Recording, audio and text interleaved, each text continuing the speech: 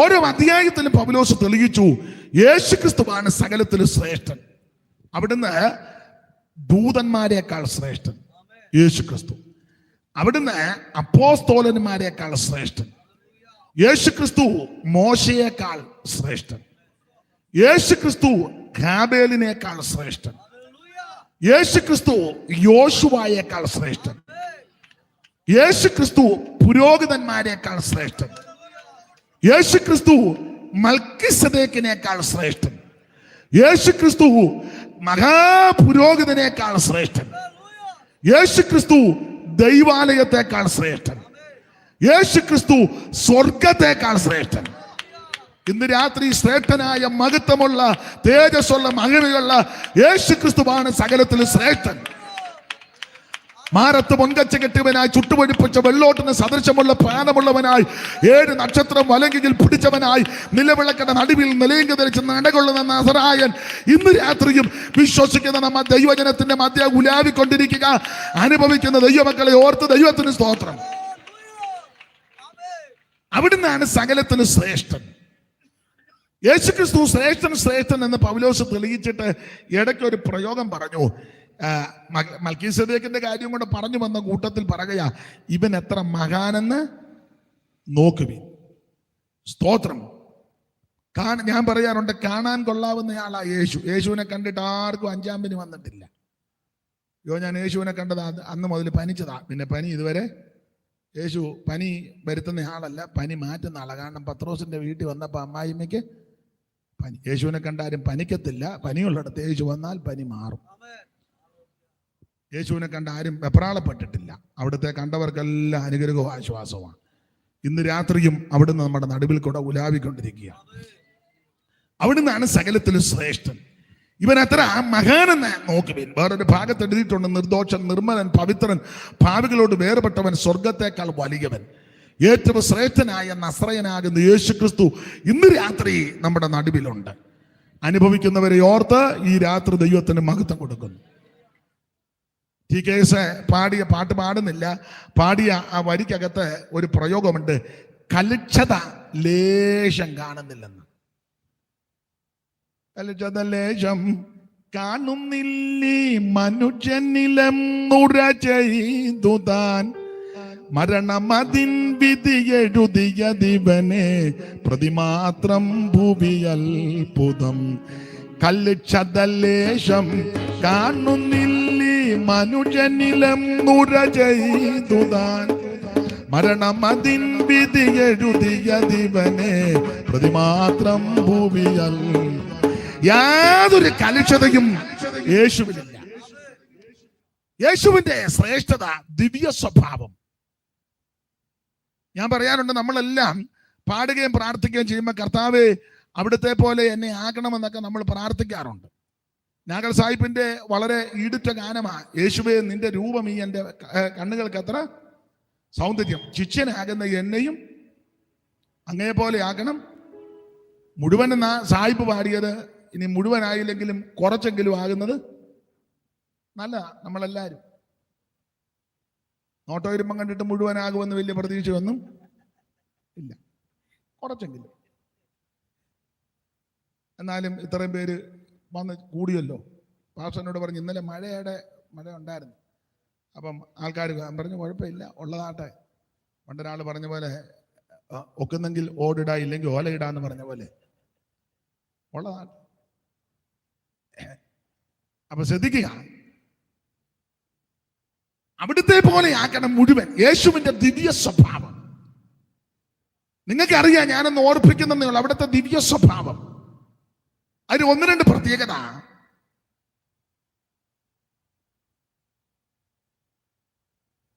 കിദ്രോനോട് കടന്ന ഒലിവുമലയിൽ പ്രാർത്ഥിക്കുന്ന വേളയിൽ തീവട്ടിയും പന്തവും വാളും വടിയുമൊക്കെ ആയിട്ട് മഹാപുരോഹിതന്മാരുടെ നേതൃത്വത്തിൽ യൂദ ഒറ്റിക്കൊടുത്ത് ചുംബിപ്പാൻ അടുത്തു വരികയാണ്.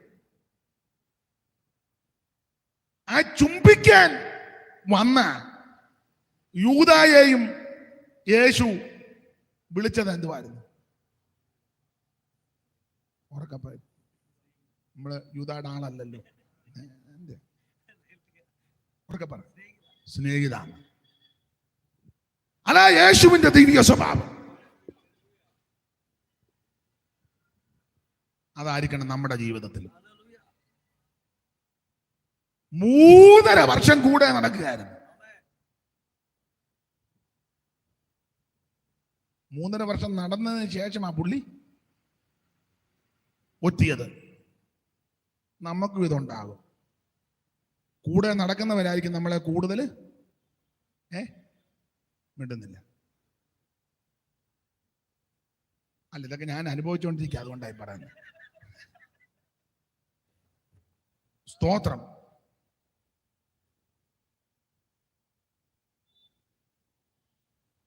കൂടെ നടക്കുക. അപ്പൊ ഈ മഹാപുരോഹിതന്മാർക്കും ആൾക്കാർക്കും തർക്കം എല്ലാം ഒരു പോലൊക്കെ ആയിരിക്കുന്നത്. അപ്പൊ ചേട്ടാ, ഞങ്ങള് രാത്രി ആളും മടിയായിട്ട് വരുമ്പം ആള് തെറ്റിയല്ല, അതൊന്നും കുഴപ്പമില്ല, ഞാൻ ഉമ്മ കൊടുത്തോളാം എന്ന് പറഞ്ഞു. ഉമ്മ കൊടുക്കും. ഞാൻ ഏവനെ ചുംബിക്കും അവനായിരിക്കും, തെറ്റിപ്പോകരുത്. അത്ര തിട്ടമായിട്ടാണ് ഒറ്റിക്കൊടുത്തത്. പക്ഷെ അങ്ങനെ ഒറ്റിക്കൊടുക്കുമ്പോഴും യേശുക്രിസ്തുവിന്റെ ദിവ്യ സ്വഭാവം സ്നേഹിത എന്നാണ് വിളിച്ചത്. ഇന്ന് രാത്രി എന്നെ കേൾക്കുന്നവർക്ക് ആ ഒരു സ്വഭാവം ജീവിതത്തിൽ പകർത്തണം. നിങ്ങളെ ഒറ്റിക്കൊടുക്കുന്നവര് കാണും, ഉപദ്രവിക്കുന്നവര് കാണും, ചതിക്കുന്നവര് കാണും, വഞ്ചിക്കുന്നവര് കാണും. അങ്ങനെയുള്ള രംഗങ്ങളും വിഷയങ്ങളും സന്ദർഭങ്ങളും വരുമ്പോൾ വചനത്തെ കൂട്ടുപിടിച്ച് എൻ്റെ അനുഭവത്തിൽ നിന്നും കൂടെ ചേർത്ത് പറയാം, മൗനമായിട്ടിരുന്നോണം. ഒക്കുന്നെങ്കിൽ ഇത്രോ പറയാവുള്ളൂ, സ്നേഹിത, പറഞ്ഞു വിട്ടേക്കണം. പക്ഷെ ഒരു കാര്യം പറയാം, ചില ദിവസങ്ങൾ കഴിയുമ്പോൾ അവിടുന്ന് ഉയർത്തു വരും. കർത്താവ് അത് കണ്ടതുകൊണ്ടാണ് മിണ്ടാതിരുന്നത്. അവിടുന്ന് സർവജ്ഞാനിയല്ലേ, അവിടുന്ന് ദൈവമാണ്. അവിടുത്തേക്ക് അറിയാം, ഇവനിപ്പോ ഒറ്റക്കൊടുത്താൽ എടാ അവനെ പിടികടാ കണ്ടിക്കടാ എന്ന് പറഞ്ഞാൽ ഉയർപ്പിന് തടസ്സം വരും.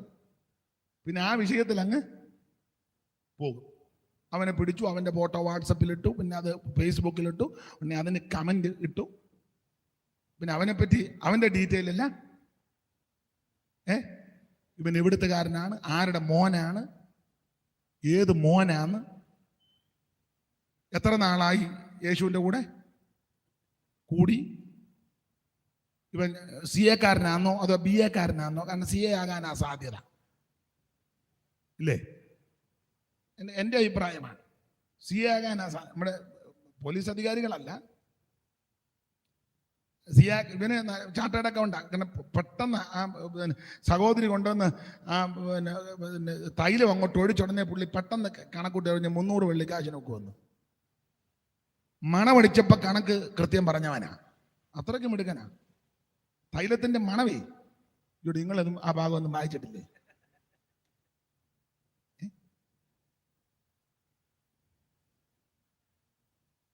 സ്വച്ഛജടമാംശ തൈലം അങ്ങോട്ട് കൊണ്ട് ഒഴിച്ചുടനെ മുഴുവൻ സൗരഭ്യം പകർന്നു. അന്നേരം യൂദാ കണക്ക് കൂട്ടിയിട്ട് പറഞ്ഞു, ഓ ഇത് പാഴ്ചല്ല, 300 വെള്ളിക്കാശ്. അത്ര തിട്ടമായി ഇവന് കണക്കില്. അതുകൊണ്ടായിരിക്കാം കർത്താവും സാഞ്ചി അവന്റെ കയ്യിൽ തന്നെ കൊടുത്തത്. സാഞ്ചി കൊടുത്തപ്പോഴും കർത്താവ് ഇവനെ നിന്ന് അടിച്ചു മാറ്റി വന്നു. അവിടെ ഓഡിറ്റിംഗ് ഒന്നും ഇല്ലല്ലോ യേശുവിനും ശിഷ്യന്മാർക്കും. നമുക്കല്ലേ വർഷാവസാനം ഓഡിറ്റ്. അത് വായിക്കുമ്പോൾ എങ്ങാനും 50 രൂപ കുഞ്ഞുഞ്ഞു കൊടുത്ത് 50 എഴുതിയിട്ടില്ല, കുഞ്ഞുഞ്ഞും പമ്പളയും പ്രശ്നം ഉണ്ടാക്കും.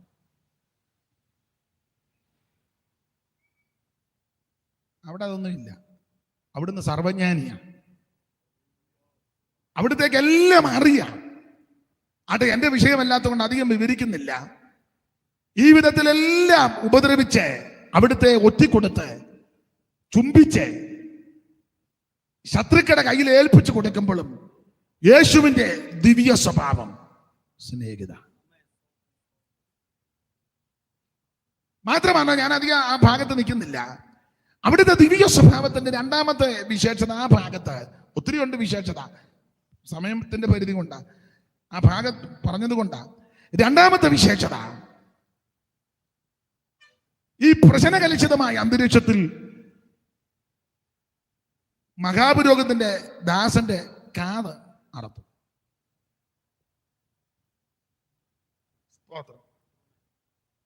ഒറ്റവെട്ട്. എനിക്ക് തോന്നുന്നു പെടലിക്ക് എങ്ങാണ്ടാ വെട്ടിയത്. തിരിയോ അങ്ങാണ്ട് ചെയ്തപ്പോ പണ്ട് CP-യുടെ അറിയാമല്ലോ, പെടലിക്ക് അങ്ങാണ്ട് വെട്ടിയതാ. സ്തോത്രം. അപ്പൊ താഴെ വീണ് ആ വന്നവൻ വേദന കൊണ്ട് പിടയ്ക്കുക. വന്നവൻ ആരാ? യേശുവിനെ ഉപദ്രവിക്കാൻ വന്നതാ. ന്യായമായി പറഞ്ഞാൽ യേശുവിന്റെ ശത്രുവാ. അവിടുത്തെ പിടിച്ചു കെട്ടി ഉപദ്രവിക്കാൻ വന്നവരാ. നമുക്ക് മനസ്സിലാകുന്ന ഭാഷ പറഞ്ഞാൽ ശത്രുവാ. ആ ശത്രുവിന്റെ കാത് താഴെ വീണ് അത് പിടയ്ക്കുന്നു. ഇവൻ വേദന കൊണ്ട് പൊളയുന്നു. അങ്ങനെ ചിന്തിച്ചു. ഞാനോ നിങ്ങളോ വല്ലതും ആ സദസ്സിലുണ്ടായിരുന്നെങ്കിൽ, ആ സന്ദർഭത്തിലുണ്ടായിരുന്ന നമ്മുടെ മനോഗതി എങ്ങനാ? ഇങ്ങനെ അന്നോടാ വെട്ടുന്നത്. പെടല് നോക്കി വെട്ടാണ്ടറിയാൻ മേലെ കറിയാച്ചൻ്റെ കൊടുക്കണ്ടേ? വെട്ടാൻ നടക്കും. പിന്നെ നമുക്ക് ഒത്തിരി അഭിപ്രായമൊക്കെ പറയും. യേശു അവിടുത്തെ ദിവ്യ സ്വഭാവം ചെയ്തില്ല. തന്നെ ഉപദ്രവിക്കുവാൻ, പിടിക്കുവാൻ, മുടിച്ചു കളയുവാൻ വന്ന ശത്രു അവൻ വേദനിച്ചപ്പോൾ അവന്റെ വേദന കണ്ട് യേശു ആ വേദന മാറ്റി. ആ കാതെടുത്ത് അന്നേരം ഫിറ്റ് ചെയ്ത്. നിങ്ങളെല്ലാവരും വള്ളം മുങ്ങിപ്പോയതുപോലെ സങ്കടപ്പെട്ടു. സ്വഭാവം വലിയ താല്പര്യമില്ലായിരിക്കും. നമുക്ക് അവന്റെ പെടലി എടുക്കുന്നതാ. അവന്റെ എടുത്തു, ഗ്ലോറി, അങ്ങനെ വേണേ നിങ്ങൾ പറയുമായിരുന്നു. പുസ്തകത്തിൽ അങ്ങനെ ഇല്ല. അവൻ വേദന കൊണ്ട് പൊളയുമ്പോൾ തന്നെ ഉപദ്രവിക്കുവാൻ, പിടിക്കുവാൻ വന്ന ആ ശത്രുവിന്റെ വേദനയ്ക്കൂടെ പരിഹാരം വരുത്തിയവനാ ക്രിസ്തു. അപ്പൊ ക്രിസ്തുവിന്റെ ആ സന്ദർഭം കൂടെ മനസ്സിലാക്കണം. യേശു ക്രിസ്തു ആ സന്ദർഭത്തിൽ ആ മലയിൽ പോയിരുന്ന് പ്രാർത്ഥിക്കുക. ശിഷ്യന്മാര് ഭാരം കൊണ്ട് ഉറങ്ങി. അവിടെ ഒരു പ്രയോഗം എഴുതിയിട്ടുണ്ട്. ഈ വരുവാനുള്ള കഷ്ടാനുഭവങ്ങളെല്ലാം കൂടെ മനസ്സിലാക്കിയ ഈ പ്രാർത്ഥിക്കുന്നത്. അവിടുത്തെ വിയർപ്പ് രക്തത്തുള്ളിയായിട്ട് വീണു. മാത്രമല്ല അവിടെ ഒരു പ്രയോഗം എഴുതിയിരിക്കുന്നത്, അവിടുന്ന് പ്രാണവേദനയിലായി. അവിടുന്ന് പ്രാണവേദനയോടെ നിൽക്കുമ്പോൾ ആ മറ്റൊരുത്തിന്റെ വേദനയ്ക്ക് ശമനം വരുത്തിയത്. അതാ യേശു. നമുക്ക് പ്രാണവേദനയൊന്നും വേണ്ട, ഒരു അല്പം വേദന മതി. അപ്പം വേറൊരു വേദനക്കാരൻ വന്ന്, ഞാൻ വേദനപ്പെട്ടിരിക്കുമ്പോഴാണ് തൻ്റെ വേദന പൊക്കോണം. അവിടുന്ന് പ്രാണവേദനയോടെ ആയ സമയത്തും ശത്രുവിന്റെ വേദനയ്ക്ക് ശമനം വരുത്തിയവനാ ക്രിസ്തു. ആ ദിവ്യ സ്വഭാവം ഇന്ന് രാത്രി എന്നെ കേൾക്കുന്ന, പ്രസംഗിക്കുന്ന എൻ്റെ ജീവിതത്തിലും കേൾക്കുന്ന നിങ്ങളുടെ ജീവിതത്തിലും വന്നാൽ നമ്മൾ ധന്യരായി. ആ ചിന്താഗതിയോടെ നമുക്ക് ആ പാട്ടിന്റെ വരി അറിയാവുന്നൊരു പാടണം. യേശുവേ നിന്റെ രൂപം ഈ എന്റെ കണ്ണുകൾ എത്ര സൗന്ദര്യം. യേശുവേ നിന്റെ രൂപം ഈ എന്റെ കണ്ണു.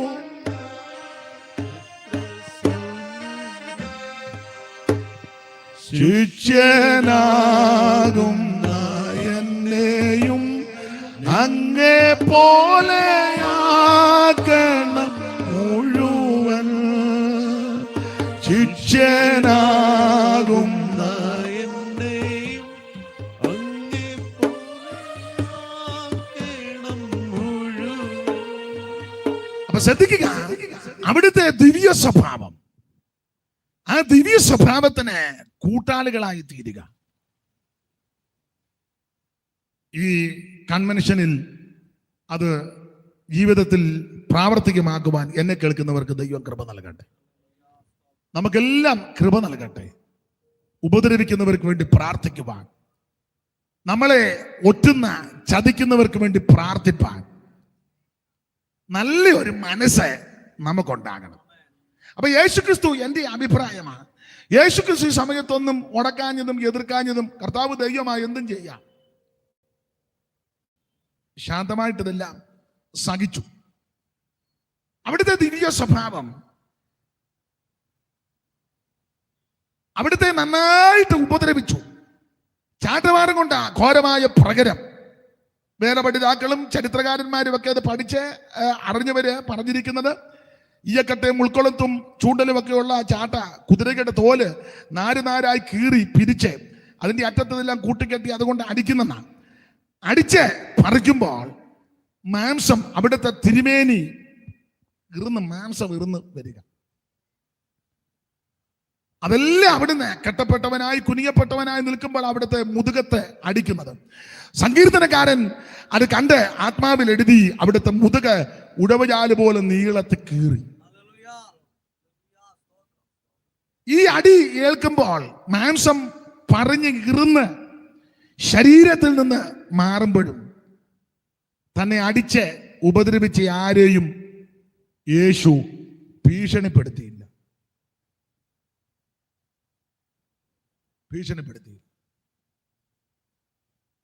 മുഖത്തെ രോമം ചവണ കൊണ്ട് പിടിതെടുക്കുക, രക്തം ഒലിക്കുന്നു, നീര് വെച്ച് വീർത്ത് വികൃതമാകുന്നു. ആരെയും ഭീഷണിപ്പെടുത്തിയില്ല. മുൾക്കിരീടം കൊണ്ടുവന്ന് അവിടുത്തെ തലയിൽ അടിച്ച് ഇറക്കി. അപ്പൊ ഒറ്റ വാങ്ങി പറഞ്ഞ തന്നെ അടിച്ച് ഉപദ്രവിച്ച് കാർക്കിച്ചു തുപ്പി. അത് ചുമ്മാ തുപ്പല്ല, കരുതിക്കൂട്ടിയുള്ള തുപ്പല്ല, കാർക്കിച്ചു തുപ്പുന്ന കരുതിക്കൂട്ടിയാണല്ലോ. ചുമ്മാ നമ്മൾ തുപ്പും, അത് വലിയ കുഴപ്പമില്ല. ഇപ്പൊ ഞങ്ങൾ ഉപദേശിമാര് പ്രസംഗിക്കുമ്പോൾ അടുത്തിരിക്കുന്ന കൊച്ചുങ്ങൾ മുഴുവൻ കുളിക്കുക. കരുതിക്കൂട്ടി അല്ലല്ലോ അല്ലേ, സ്പ്രേ ചെയ്യും പോലെ. അതുകൊണ്ട് ഇപ്പൊ കൊച്ചുങ്ങളെല്ലാം ദൂരെയാ. ഞാൻ എന്നെയും കൂടെ പ്രതിയാക്കിയ, അത് കരുതിക്കൂട്ടിയല്ല. ചില സ്ഥലങ്ങളിൽ കൺവെൻഷനൊക്കെ ചെന്നാൽ മൈക്ക് എടുക്കാനൊക്കെ അങ്ങ് നാറ്റമാണ്. കാരണം എന്നെയും കൂടെ ഞാനാ ഒന്നാം പ്രതി. പാസ്റ്റർമാരെല്ലാം ചാസിക്കുകയും പലിശിക്കുകയും എല്ലാം ഇതിനകത്തുകൂടാ. ഈ പലിശിച്ചുള്ള ഉപ്പലും എല്ലാം ഇതിനകത്ത് വീണ അങ്ങ്. ഇപ്പൊ ഇത് കുഴപ്പമില്ല, ഇത് കുഴപ്പമില്ല. എനിക്കൊന്ന് 2-ാം ദിവസം ആണ്ട് വലിയ ആട്ടും തുപ്പൊന്നും വന്നിട്ടില്ല. 5-6 ദിവസമാണെങ്കിൽ മിക്കവാറും ഇങ്ങനെ നിൽക്കേണ്ടി വരും. അപ്പൊ അത് കരുതിക്കൂട്ടിയുള്ളതല്ല. എന്നാൽ യേശുക്രിസ്തുവിനെ കരുതിക്കൂട്ടിയെ കാർക്കിച്ചു തുപ്പി ദുർഗന്ധം ഉണ്ടാകും. അതെല്ലാം അവിടുന്ന് സഹിക്കുക. വേറൊരു പ്രയോഗമുണ്ട്, പരിഹസിച്ച് തീർന്ന ശേഷം. അങ്ങനെ എഴുതിയേക്കുന്നത്, പരിഹസിച്ച് തീർന്ന ശേഷം. അപ്പം പറയാവുന്നവന്റെ പരമാവധി പറഞ്ഞു. സ്തോത്രം. നമ്മളെ പറ്റി പിന്നെയും പറഞ്ഞുകൊണ്ടിരിക്കുക.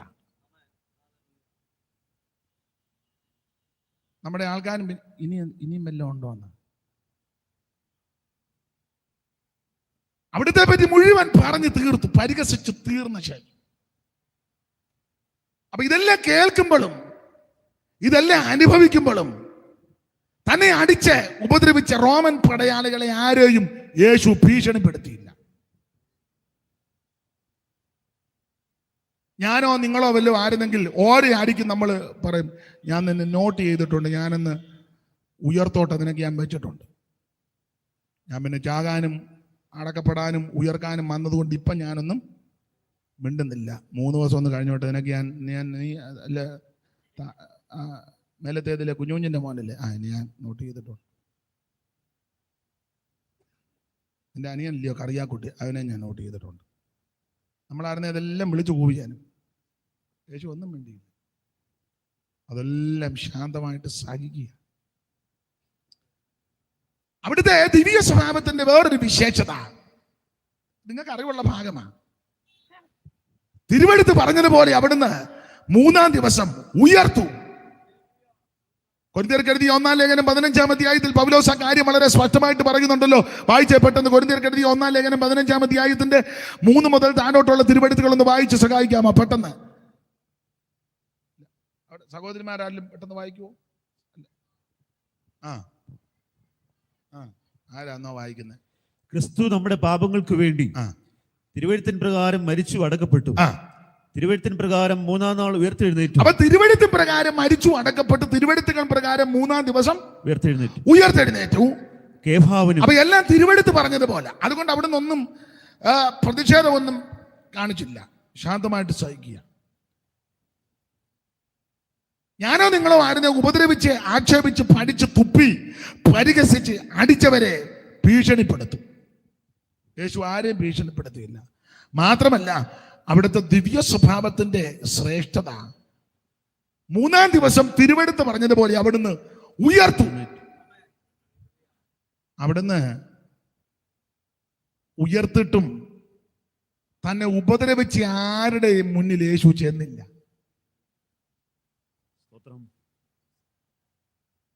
3-ാം ദിവസം അവിടുന്ന് ഉയർത്തിട്ട് ഉപദ്രവിച്ച് പഠിച്ച് ആക്ഷേപിച്ച് ആരുടെ മുന്നിൽ യേശു ചെന്നില്ല. കാരണം പറയാം, ചെന്നാൽ അവര് പേടിക്കും. 3-ാം ദിവസം രാവിലെ അടിച്ച റോമൻ പടയാളുടെ മുന്നിൽ യേശു അനങ്ങാതെ പോയി നിന്നിരുന്നല്ലോ, അവൻ അറ്റാക്ക് വന്നിയത്തേന്.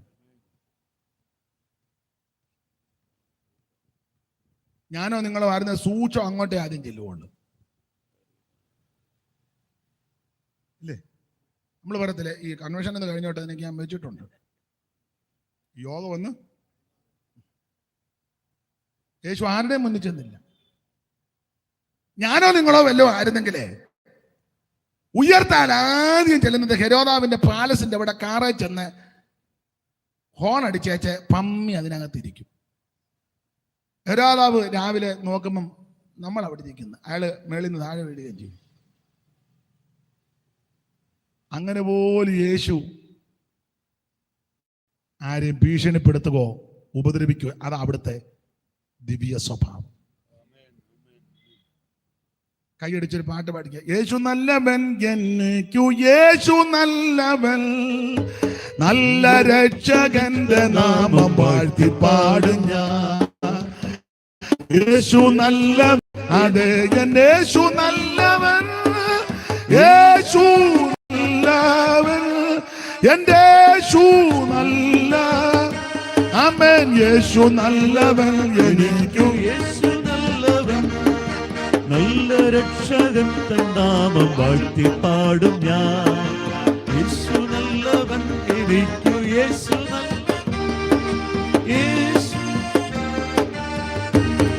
എന്റെ യേശു നല്ല, ഓ മുൻപിലും പിറകിലും നടന്നു കാവല, മേഘമൊന്നെനിക്കുമേൽ വിധിച്ചു സ്നേഹമോ, നീണ്ട മരുഭൂമിയിലുള്ള കയ്യിൽ താങ്ങിടും.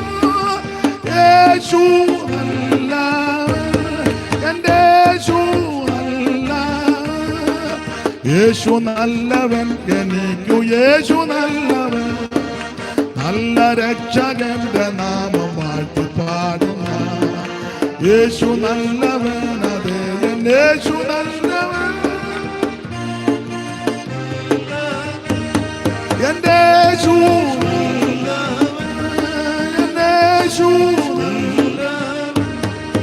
കരമുയർത്തി കർത്താവിന് മഹത്വം കൊടുക്കുക. അവിടുന്നാണ് ശ്രേഷ്ഠൻ, അവിടുന്നാണ് യോഗ്യൻ, അവിടുന്നാണ് മഹത്വമുള്ളവൻ. അപ്പൊ ഓരോ അധ്യായത്തിലും പൗലോസ് യേശു ക്രിസ്തു ശ്രേഷ്ഠനാണെന്ന് അങ്ങോട്ട് തെളിയിക്കുക. ഇതുപോലെ യോഗ്യനായ ഉന്നതനായ വേറൊരുവനില്ല. ഞാൻ എപ്പോഴും പറയും, ഈ ആയുസിൽ എനിക്ക് നിങ്ങൾക്ക് ലഭിച്ച ഏറ്റവും വലിയ ഭാഗ്യം യോഗ്യനായ ശ്രേഷ്ഠനായ ഉന്നതനാകുന്ന യേശുവിനെ ആരാധിക്കുവാൻ, യേശുവിനെ സേവിപ്പാൻ, യേശുവിനെ ശുശ്രൂഷിപ്പാൻ, ഈ മാർഗത്തിൽ വരുവാനിടയായ ഏറ്റവും വലിയ ഭാഗ്യം. ഓർത്തോർത്ത് ദൈവത്തിന് മഹത്വം കൊടുത്തോ. ഹല്ലേലൂയ. അതെ, ഓരോ അധ്യായത്തിലും ഓർപ്പിച്ചല്ലോ, യേശു ക്രിസ്തു ശ്രേഷ്ഠൻ എന്നങ്ങോട്ട് തെളിയിച്ചു. ഇവിടെ 10-ാം അധ്യായമാണ് നമ്മൾ വായിച്ചിരിക്കുന്നത്. 10-ാം അധ്യായത്തിൽ പറയുകയാണ്, അതുകൊണ്ട് സഹോദരന്മാരെ, യേശു തന്റെ ദേഹമെന്ന തിരുശയിൽ കൂടെ നമുക്ക് പ്രതിഷ്ഠിച്ച ജീവനുള്ള പുതുവഴിയായി തന്റെ രക്തത്താൽ വിശുദ്ധ മന്ദിരത്തിലേക്കുള്ള പ്രവേശനത്തിന്റെ ധൈര്യവും ദൈവാനുഗത്യമേലൊരു മഹാപുരോഗതനും നമുക്കുള്ളത് കൊണ്ട് നാം ദുർബലസാക്ഷി നീങ്ങുമാറ ഹൃദയങ്ങളിൽ തളയ്ക്കപ്പെട്ടവരും ശുദ്ധവെള്ളത്താൽ ശരീരം കഴുകപ്പെട്ടവരുമായി വിശ്വാസത്തിന്റെ പൂർണ്ണ നിശ്ചയത്തോടെ പരമാർത്ഥ ഹൃദയത്തോടെ അടുത്ത് ചെല്ലുക. ശ്രദ്ധിക്കുക, അടുത്ത് ചെല്ലുക എന്നുള്ള ആ പ്രയോഗം വന്നിരിക്കുന്നത് കൊണ്ട് ഓർക്കുക, ഈ ലേഖനം എഴുതുന്ന സമയത്ത് എബ്രായ വിശ്വാസികൾ അകന്നു നിൽക്കുക. ദൂരെ നിൽക്കുന്നത് കൊണ്ട് അല്ലെങ്കിൽ അകന്നു നിൽക്കുന്നത് കൊണ്ടാണല്ലോ പൗലോസ് അവിടെ പ്രബോധിപ്പിക്കുന്നത് അടുത്ത് ചെല്ലാൻ, അടുത്ത് വരിക. അപ്പൊ ഇതിന് മറുവശം ഞാൻ ഓർപ്പിച്ചു, ആരംഭകാലത്ത് എബ്രായ വിശ്വാസികളിൽ സിംഹഭാഗം ആൾക്കാരും അടുത്ത് നിന്നവരാണ്. എങ്ങനെ? യേശുവിനോട്, സഭയോട്, കൂട്ടായ്മയോട്, ഈ മാർഗത്തോട്, ഈ കൂടിവരവോട് വളരെ ഒട്ടി നിന്നവർ, അടുത്ത് നിന്നവരാണ് ഇപ്പോൾ അകന്നിരിക്കുന്നത്. അപ്പൊ ആരംഭകാലത്ത് ആരംഭ ദിശകളിൽ ഇവരെല്ലാവരും ഈ മാർഗത്തോട് അടുത്ത് നിന്നവരാ എന്ന് പറഞ്ഞാൽ, ഇറങ്ങിയ കാലത്ത്, ആരംഭകാലത്ത് നല്ല തീഷ്ണതയാണ്. നമ്മളും അങ്ങനല്ലയോ, പലരും ഇറങ്ങിയ കാലത്ത് എന്തോ തീഷ്ണതയാ. അന്നൊക്കെ പെന്തിക്കോസ്ത് വന്ന സമയത്ത് കൈയൊക്കെ വീശി അടിക്കുക. ഇപ്പം പിന്നെ അങ്ങനല്ല, ഇപ്പം ഇങ്ങനെ വേണ്ട വേണ്ട അധികം ഒന്നും വേണ്ട, ആ ഒരു പരുവത്തിലായി നമ്മൾ. പണ്ടൊക്കെ ഒരു സ്തോത്രം പറഞ്ഞാൽ അങ്ങ് മുക്കിന് കേൾക്കാം. ഇപ്പം അടുത്തിരിക്കുന്നവർ പോലും കേൾക്കുകയല്ല, ഈ പാമ്പ് ചീറ്റും പോലെ. നമ്മളോർക്ക് മൂർഖം പാമ്പ് യോഗത്തിനിടെ കയറി. മാത്രമല്ല, ഇതിനകത്തിരുന്ന് ആരെങ്കിലും ഒരു ഹല്ലേലൂയ പറഞ്ഞാൽ മുഴുവൻ ആൾക്കാർ നോക്കിഞ്ഞ് അതിന് പുള്ളി ഏതാ, നിങ്ങൾ ഇടയ്ക്ക് ഒരു ഹല്ലേലൂയ പറഞ്ഞ് മുഴുവൻ ആൾക്കാർ ശ്രദ്ധിക്കും. ഏതാ? ആരംഭകാലത്ത് ഇവരെല്ലാവരും ഈ മാർഗത്തിൽ അടുത്ത് നിന്നവരാ. ഞാൻ പറയാറുണ്ട്, പണ്ട് 2 പെന്തിക്കോസുകാർ എവിടെ വെച്ചാലും കണ്ട ഹല്ലേലൂയ അവരൊക്കെ പറയും. അത് വണ്ടി വെച്ച് കണ്ടാലും, വഴി വെച്ച് കണ്ടാലും, ബസ് സ്റ്റോപ്പിൽ വെച്ച് കണ്ടാലും, വഴി നടന്നു പോകുമ്പോഴാന്നേലും, കല്യാണ വീട്ടിലാന്നേലും, മരണ വീട്ടിൽ പിന്നെ അത്രയും ശബ്ദം എടുക്കുകയില്ല, ദുഃഖസാന്ദ്രമായ അന്തരീക്ഷമാണ്. എന്നാലും എവിടെ വെച്ച് കണ്ടാലും പഴയ പെന്തിക്കോസുകാര്, നല്ല ഉശിരുള്ള പെന്തിക്കോസുകാർ, ഹല്ലേലൂയ. ഒരു പെന്തിക്കോസുകാരൻ അപ്പുറത്തെ സൈഡിൽ കൂടെ, റോഡിന് അപ്പുറേ ഒരു പെന്തിക്കോസ്, ഹല്ലേലൂയ. അന്ന് ഇന്നോ, ഇന്ന് അവൻ ഇങ്ങോട്ട് വരുന്ന പെന്തിക്കോസുകാരെന്ന് കണ്ടാണ് നമ്മളാണ് തെക്കോട്ട് തിരിഞ്ഞിങ്ങനെ നിൽക്കും. അവൻ പോയി കഴിയുമ്പം മാലക്കണ്ണിട്ട് അവനും മിടുക്കന, അവനും ആ സമയത്ത് ഇങ്ങോട്ട് നോക്കും. അപ്പൊ പിന്നെ നേർക്ക് നേരെ ആയപ്പോഴേക്ക്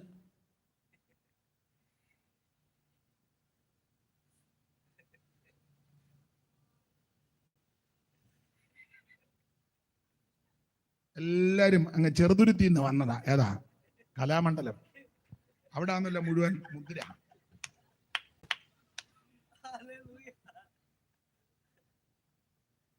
അവിടെ മുദ്ര മുഴുവൻ അവിടെ പഠിപ്പിക്കുന്നത്. അപ്പൊ ആരംഭകാലത്ത് വളരെ തീഷ്ണതയോടെ നിന്നവരാ എബ്രായ ക്രിസ്ത്യാനികൾ.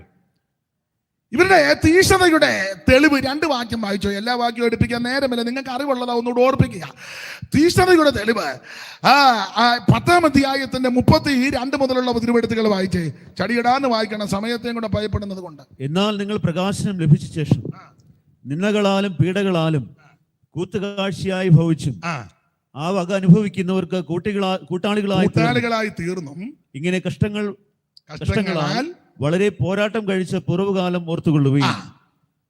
എന്നാൽ നിങ്ങൾക്ക് പ്രകാശനം ലഭിച്ച ശേഷം എന്ന് പറഞ്ഞാൽ ഇവർ രക്ഷിക്കപ്പെട്ടതിന് ശേഷം, പ്രകാശനമെന്ന് ഉദ്ദേശിക്കുന്നത് സാക്ഷാൽ വെളിച്ചമാകുന്ന യേശുക്രിസ്തുവാണ്. അവിടുന്ന് മാത്രം ആ സാക്ഷാൽ വെളിച്ചം. അതുകൊണ്ട് യേശുക്രിസ്തുവിന് ആരും മെഴുകുതിരി ഒന്നും കൊണ്ട് കത്തിക്കണ്ട, അവിടുന്ന് വെളിച്ചമാണ്. മിശിക ഇരുട്ടത്തിരിക്കുക, എന്നാൽ 2 തിരി ഇരുന്നോട്ടെ. നിനക്ക് പിന്നെ വെട്ടം കണ്ട് വീട്ടോട്ട് പോണേ ഒരു തിരി കൈയിരിക്കുന്നത് നല്ല, യേശുവിന് വേണ്ട. യേശുവിനൊരു എമർജൻസി ലൈറ്റ്, അതിനകത്ത് ഒന്ന് തെളിയുന്നുമില്ല, ഒന്ന് യേശുവിന് ഇതിന് ആവശ്യമില്ല. അവിടെ നിന്ന് വെളിച്ചമാണ്. സ്തോത്രം. അവിടെ നിന്ന് വെളിച്ചമാണ്. സൈമൺ സാറ് പാടിയൊരു പാട്ടുണ്ട്, രാവിലെ പാടുന്നതാ. ഇപ്പൊ അങ്ങനെ രാവിലെ പാട്ട് മിക്കടത്തും ഇല്ലല്ലോ, കൊണ്ട് പാട്ടും അറിയത്തില്ല. വെളിച്ചത്തിൻ കതിരുകൾ വിളങ്ങും ഈ സമയത്ത്, വെളിച്ചത്തിൻ കതിരുകൾ വിളങ്ങും ഈ സമയത്ത്, വെളിച്ചമാം യഹോവയെ സ്തുതിക്കണം അവൻ ജനം. വെളിച്ചമാം യഹോവയെ സ്തുതിക്കണം അവൻ. അപ്പൊ ശ്രദ്ധിച്ചേ, ഞങ്ങള് ഇണങ്ങി വരുന്നതേ ഉള്ളൂ. നന്നായിട്ട് ഇണങ്ങുമ്പം നമുക്ക് യോഗം തീരും. അപ്പോൾ എന്നാലും ഒക്കുന്നുണ്ട് കേട്ടോ. പിന്നെ അപ്പോൾ അവിടുന്നാണ് സാക്ഷാൽ വെളിച്ചം. ഞാനിപ്പോ ഈ പാട്ട് പാടിയപ്പം പന്തലിൽ ഇരിക്കുന്നവർ ചിന്തിക്കും, രാവിലെ പാടുന്ന പാട്ട് ഇങ്ങനെ ഈ പാതിരാത്രിക്ക് അല്ല. നമുക്കിപ്പം അമേരിക്കൻ സൈഡിൽ അവർ രാവിലെ പാടിക്കോളും. അവത്തങ്ങളും രാവിലെ പാടാത്ത ഒത്തിരി എണ്ണം ഉണ്ട്. അങ്ങനെയുള്ളത് വല്ലതും ഉണ്ടെങ്കിൽ അവർ ഇരുന്ന് പാടട്ടെ. വെളിച്ചത്തിൻ കതിരുകൾ വിളങ്ങും ഈ സമയത്തു, വെളിച്ചത്തിൻ കതിരു വിളങ്ങും ഈ സമയത്ത്, വെളിച്ചമാം യഹോവയെ സ്തുതിക്കണം അവൻ ജനം. വെളിച്ചമാം യഹോവയെ സ്തുതിക്കണം അവൻ ജനം. പാടാൻ നേരമില്ല. അപ്പോൾ സാക്ഷാൽ വെളിച്ചമായ യേശുക്രിസ്തു, യേശുക്രിസ്തു ഇരുണ്ട ഭവനത്തിൽ വന്നാൽ ഭവനത്തിന്റെ മുഖച്ഛാമായ ഭവനത്തിൽ വെളിച്ചം തൂവും. യേശുക്രിസ്തു ഇരുണ്ട ആ സ്ഥലത്ത് പ്രകാശിക്കുന്ന വിളക്കാണ്. അന്ധകാര നിബിഡമായ സംസ്ഥാനങ്ങളിലും രാജ്യങ്ങളിലും സാമ്രാജ്യങ്ങളിൽ ദിവ്യ വെളിച്ചമാകുന്ന യേശു വന്നത് കൊണ്ടാണ് അവൻ മുഴുവൻ പ്രകാശപൂരിതമായത്. എപ്പോഴും ഞാൻ പറയുന്നത്, ആ സന്ദർഭം എന്ന് ഒന്നുകൂടെ പറയാം, കേരളക്കരയും അല്ല, ഇന്ത്യ രാജ്യം അല്ല, ഈ ലോകം മുഴുവൻ എന്തോ ഒരു അന്ധകാരമായിരുന്നു. കേരളത്തിൽ കൊച്ചു കേരളം എടുത്ത് കാച്ചിക്ക പോലെ പരുവത്തിന് കിടക്കുക. എന്തോ ഒരു അന്ധകാരമായിരുന്നു. എല്ലായ്പ്പോഴും ഞാൻ പറയുന്നതാ, പട്ടിക്ക് വഴി കൂടെ പോകാൻ മനുഷ്യന് പോകാൻ മേലായിരുന്നു. അന്ധകാരമല്ലായിരുന്നു. പട്ടിക്ക് വഴി കൂടെ. എന്നുള്ള ഒരാളെന്നോട് പറഞ്ഞ്, അങ്ങനെ പറയരുത്, പട്ടിന്ന്.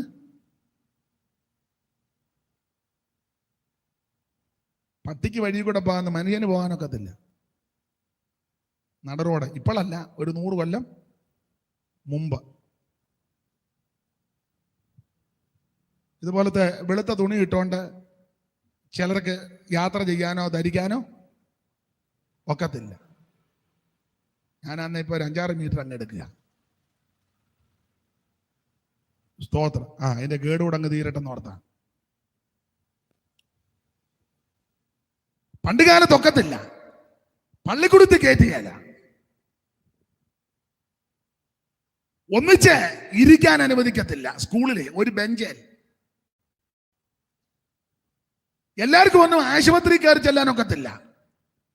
അതൊക്കെ ചിലർക്ക് മാത്രം അങ്ങ് ഡോക്ടറുടെ അടുക്ക ചെന്ന് വിവരമൊക്കെ പറയുമ്പോൾ ഡോക്ടറിലെ കുടലുണ്ടല്ലോ വെക്കുന്ന, അതിന്റെ പേരെന്നെ ഞാൻ പറഞ്ഞാൽ തെറ്റും.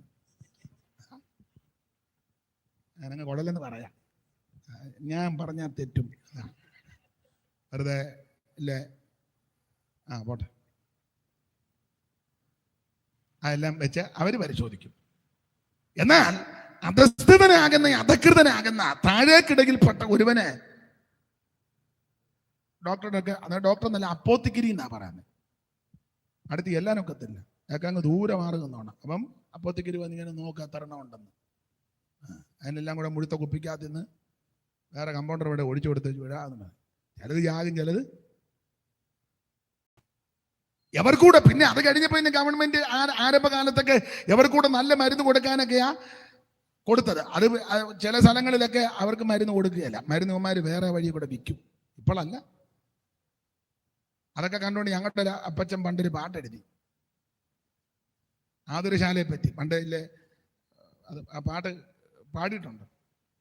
നല്ല നല്ല മരുന്നുകൾ മെല്ലമേ കരത്തിലാക്കി ജില്ലയിലെ കാഴ്ചപ്പാടുന്നു. നല്ല നല്ല മരുന്നുകൾ മെല്ലമേ കരത്തിലാക്കി ജില്ലയിലെ കാഴ്ചപ്പാടുന്നു. ഒട്ടു കുപ്പായക്കാരെ കണ്ടാൽ ഒപ്പം പിടിച്ചുരുത്തി. ഒട്ടുകുപ്പായക്കാരെ കണ്ടാൽ ഒപ്പം പിടിച്ചിരുത്തി കുപ്പിയിലെ മരുന്നുകൾ കൊടുത്തിടുന്നു. ആ ദൂരാജ മക്കള് ഇവർക്ക് പാട്ട് അറിയാൻ മേലത്, ഇടയ്ക്ക് ഒരു ചെറിയ നൃത്തമൊക്കെ ഉള്ളതാ, കുഴപ്പമില്ല. നമ്മളൊരു 3-4 രോഗത്തിനാകുമ്പം വരുന്ന ദിവസം അങ്ങനെ ആട്ടെ.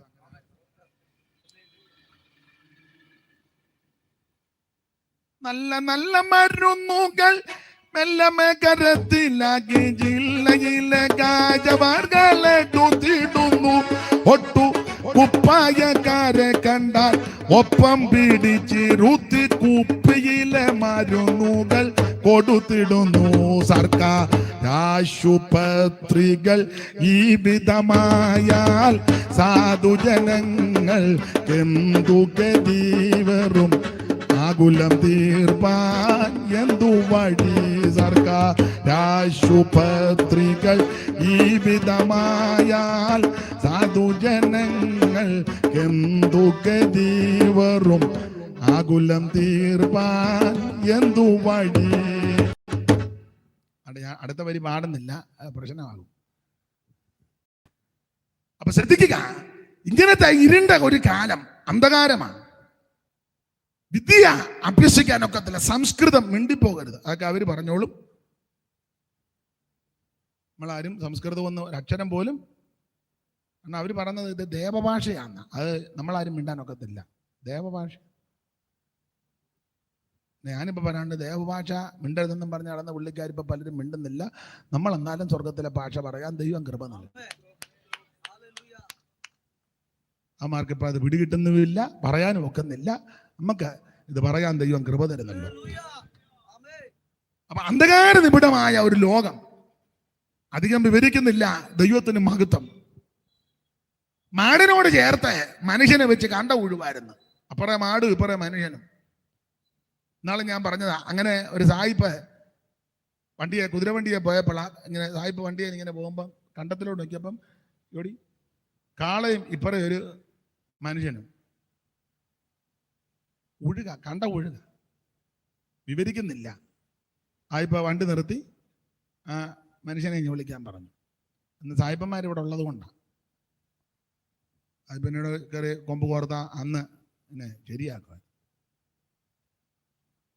സായിപ്പ് അവനെ ഇനി വിളിച്ചു, ബംഗ്ലാവിൽ കൊണ്ടുപോയി കുളിപ്പിച്ച് ഭക്ഷണമൊക്കെ കൊടുത്ത് വസ്ത്രമൊക്കെ കൊടുത്ത് അക്ഷരമൊക്കെ പഠിപ്പിച്ച് ആളിനെ മിടുക്കനാക്കി. ചരിത്രമൊന്നും ഞാൻ പറയുന്നില്ല. അടിമ കമ്പോളങ്ങളുണ്ടായിരുന്നു.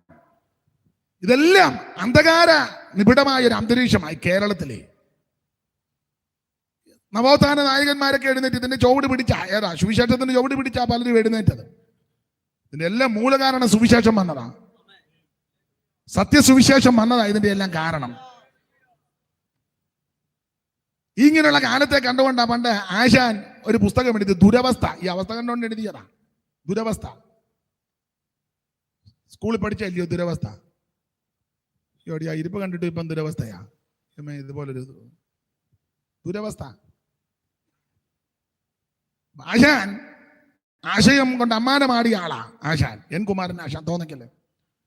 ആശാൻ എഴുതി, മറ്റുള്ളവർക്കായി ഉഴാനും നടുവാനും കറ്റ കൊയ്യാനും മെതിക്കുവാനും, മറ്റുള്ളവർക്കായി ഉഴാനും നടുവാനും കറ്റ കൊയ്യാനും മെതിക്കുവാനും പറ്റുമീ കൂട്ടർ ഇരുകാലി മാടുകൾ മറ്റു കൃഷി പണി ചെയ്യുവാനും. പറ്റുമീ കൂട്ടർ ഇരുകാലി മാടുകൾ മറ്റു രക്ഷിപ്പണി ചെയ്യുവാനും തൊട്ടുകൂടാത്തവർ തീണ്ടി കൂടാത്തവർ ദൃഷ്ടിയിൽ പെട്ടാലും ദോഷമുള്ളോർ തൊട്ടുകൂടാത്തവർ തീണ്ടി കൂടാത്തവർ ദൃഷ്ടിയിൽ പെട്ടാലും ദോഷമുള്ളോർ കെട്ടാത്തോർ തമ്മിലുണ്ണാത്തോരിങ്ങനെ തല്ലകോ ജാതി കോമരങ്ങൾ കെട്ടില്ലാത്തോർ തമ്മിലുണ്ണാത്തോരിങ്ങനെ ഒട്ടല്ലകോ ജാതി കോമരങ്ങൾ. അപ്പോൾ ജാതി കോമരങ്ങൾ കലതുള്ളിയ കാലം, പള്ളിക്കുടത്തി കയറ്റാത്ത കാലം, വസ്ത്രം ധരിക്കുവാൻ അനുവദിക്കാത്ത കാലം, ഒന്നിച്ചൊരു പന്തിക്ക് ഇരിക്കുവാനും പോകുവാനും വരുവാനും ഒന്നും പറ്റാത്തൊരു കാലം വിവരിക്കുന്നില്ല. അടിമകൾ ധാരാളമുള്ള കാലം, അടിമ കമ്പോളങ്ങൾ വരെയുള്ള കാലം. ഇങ്ങനെ അന്ധകാര നിമിടമായ ഈ കാലത്തിന് മാറ്റം വരുത്തിയത് ദിവ്യ വെളിച്ചമാകുന്ന ഈ സുവിശേഷം വന്നതാണ്.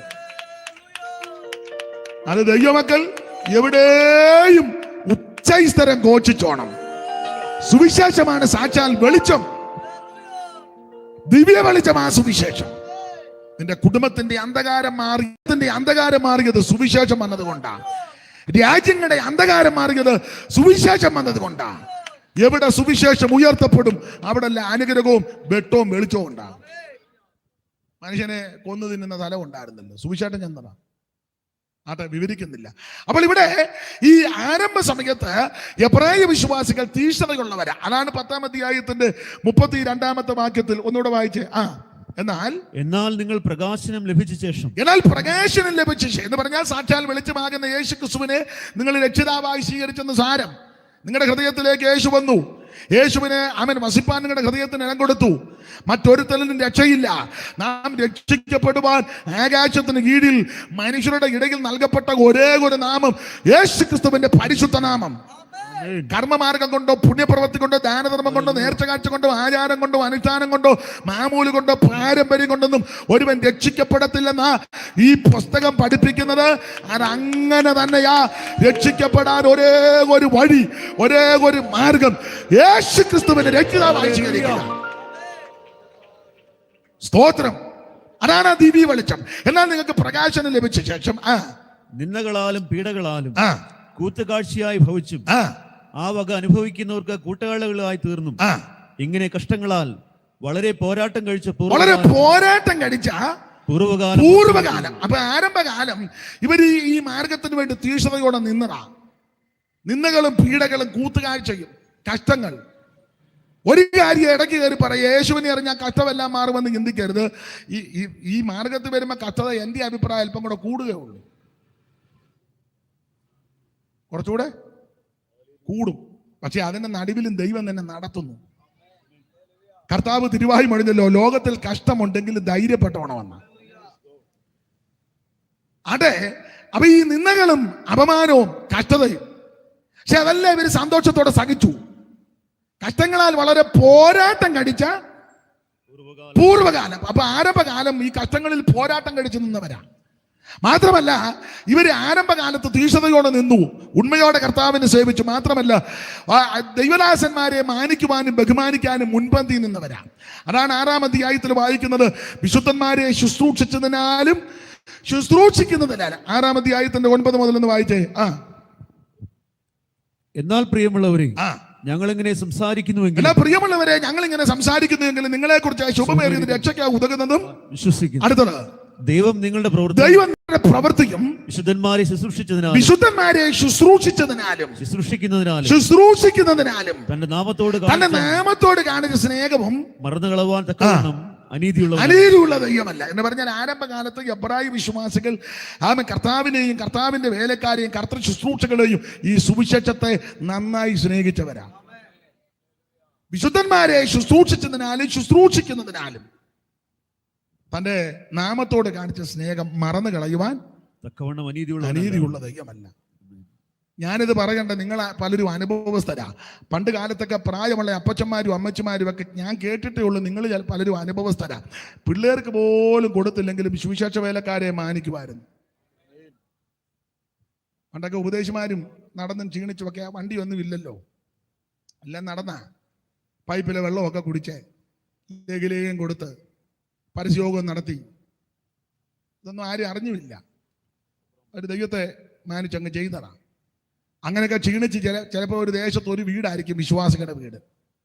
അവിടെ ചെല്ലുമ്പം അന്നൊക്കെ അവരെ നന്നായിട്ട് മാനിച്ചു. പഴയ അമ്മമാരും അങ്ങനെ. സാമ്പത്തിക പരാധീനതയാ അന്ന്, ബുദ്ധിമുട്ടുള്ള കാലമാണ്. പഴയ ആൾക്കാർക്കറിയാം, നിങ്ങൾ അനുഭവസ്ഥരാ. ചിലപ്പോൾ കോഴി ഇടുന്ന മുട്ടയായിരിക്കും, അത് പാത്ത് വെക്കും, പിള്ളേർക്ക് പോലും കൊടുക്കുകയില്ല. പിള്ളേർ ചിലപ്പോൾ പെരക്കി വിറ്റുമൊക്കെ നടക്കുക കോഴി കൊക്കുന്ന കണ്ടോണ്ട്.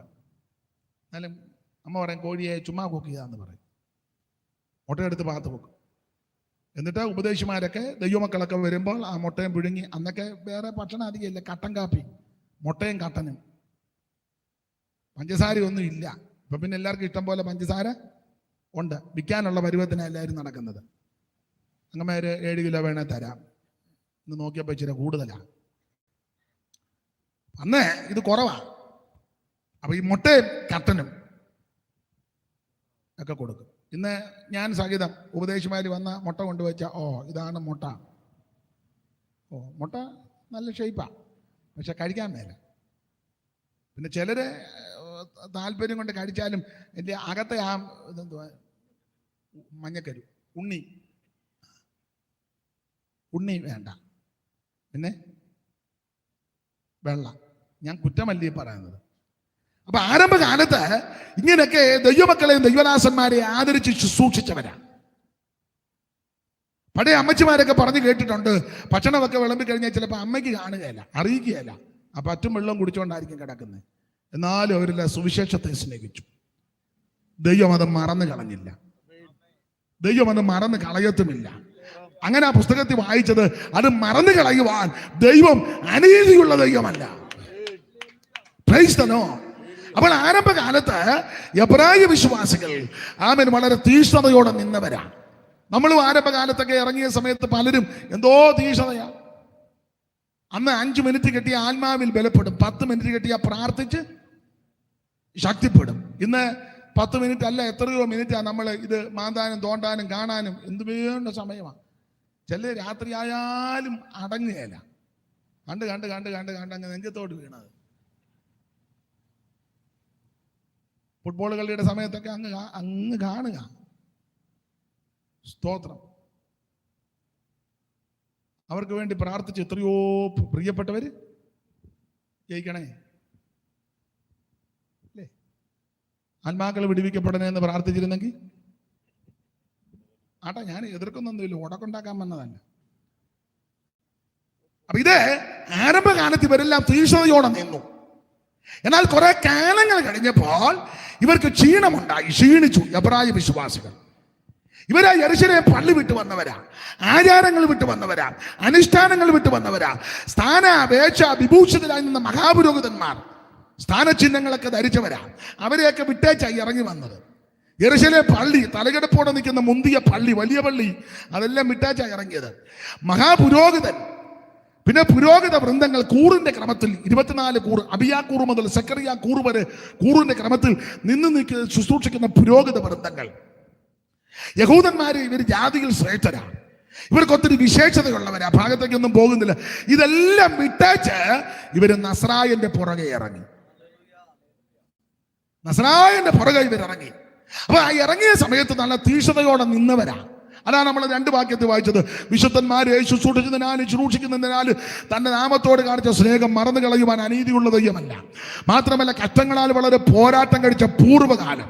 അപ്പൊ ആരംഭകാലത്ത് ഇത് വിട്ടിറങ്ങിയ കാലത്ത് വളരെ തീഷ്ണതയോടെ നിന്നു. എന്നാൽ ചില കാലങ്ങൾ കഴിഞ്ഞപ്പോൾ, സമയങ്ങൾ കഴിഞ്ഞപ്പോൾ ഇവർക്കൊരു ചിന്ത, ഒരു ക്ഷീണം. വിട്ടുപോകുന്നത് അബദ്ധമായോ? യെരൂശലേം പള്ളി വിട്ടത് അബദ്ധമായോ? മഹാപുരോഹിതനെയൊക്കെ മാറ്റി നിർത്തിയ ചിറങ്ങിപ്പോകുന്നത് മണ്ടത്തരമാണോ? പുരോഹിത വൃന്ദങ്ങളോടിപ്പം ഇടപെടാതെ മാറി നിൽക്കുന്നത് മണ്ടത്തരമായോ? ആ പള്ളിയും ആ ചുറ്റുപാടുമെല്ലാം വിട്ടേച്ച് കോടിക്കണക്കിന് ബലമണിക്കുന്ന സ്ഥാപന ജംഗമ വസ്തുക്കൾ പള്ളിക്കകത്തുണ്ട്. മിക്കതും സ്വർണത്തിന്റെയും തങ്കത്തിന്റെയും ആ ഉപകരണങ്ങളും അത് പൊതിയപ്പെട്ടതും പണിയപ്പെട്ടതുമാണ്.